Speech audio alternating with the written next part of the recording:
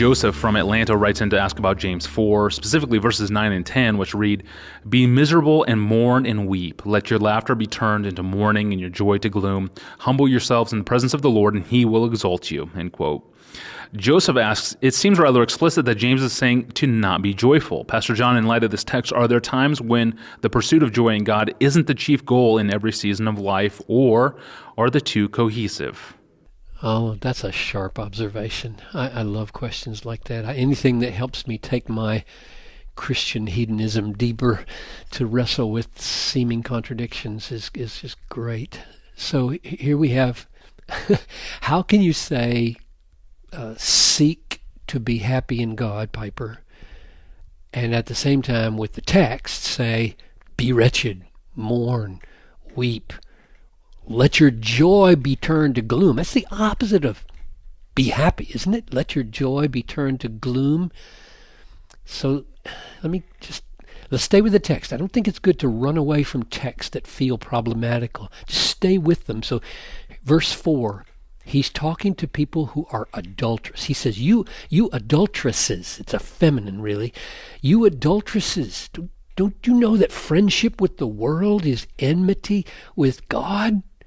So he's talking to people who are finding their joy by using God as their so-called husband to get the money and go out and make friends with the world. They're making a cuckold out of God. They're cheating on him. And that's the people that are being spoken to. Or verse 6, God opposes the proud but gives grace to the humble. So he's talking to proud people. Or verse 8, cleanse your hands, you sinners. Purify your hearts, you double-minded. And that's back up with these adulterous people. They got half the time they're in bed with God and half the time they're in bed with the world. They're double-minded. So that's the context when he says, let your laughter be turned to mourning. This is not wholesome laughter. This is not godly laughter. This is the laughter of an unfaithful wife in a bar with her boyfriend. This is sinful laughter. They're laughing behind the backs of the employees that they are treating unjustly. They're not taking joy in God. They're not treasuring God. And that's why he calls them adulteresses and double-minded. So you ask, are there times when, I'm seeing Joseph asks, are there times when the pursuit of joy in God isn't the chief goal in every season of life, every situation? That's a really good question. And let's just drop the word chief for a minute, because that's a little ambiguous to me. I'll come back to it. There are times, so here's my admission, my concession, because I think it's biblical. There are times when the most immediate goal is stop being happy in the world. Stop being happy in sin. Start weeping over dishonoring God by finding happiness in things. That's what the text is saying. Yes, right now, stop that happiness. Stop that laughter. Be brokenhearted. Don't rejoice.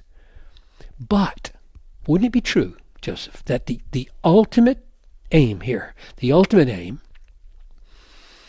is, and maybe I would even say the chief aim, depending on what you mean by chief, the chief goal at this moment that James is after is not their long-term misery. He wants them to start honoring God by finding pleasure in their husband. Get back in bed with your husband and stay there.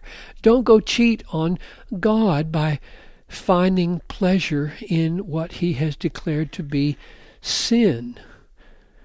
So the pathway to that joy is sorrow, and that reminds us of another text, doesn't it? 2 Corinthians 7:10. Godly grief produces a repentance that leads to salvation. That's joy. And worldly grief produces death. So, at this point where he says, stop rejoicing, weep, be brokenhearted, don't take joy anymore, what he means is, start having godly grief for your sin. and that leads to repentance, and that leads to salvation, and salvation is full of joy. So even in the summons to be broken, the summons to weep, he is pursuing our joy. Thank you, Pastor John, and thank you for listening to this podcast. Email your questions to us at askpastorjohn@desiringgod.org. You can visit us online at desiringgod.org to find thousands of free books, articles, sermons, and other resources from John Piper. I'm your host, Tony Reinke. Thanks for listening.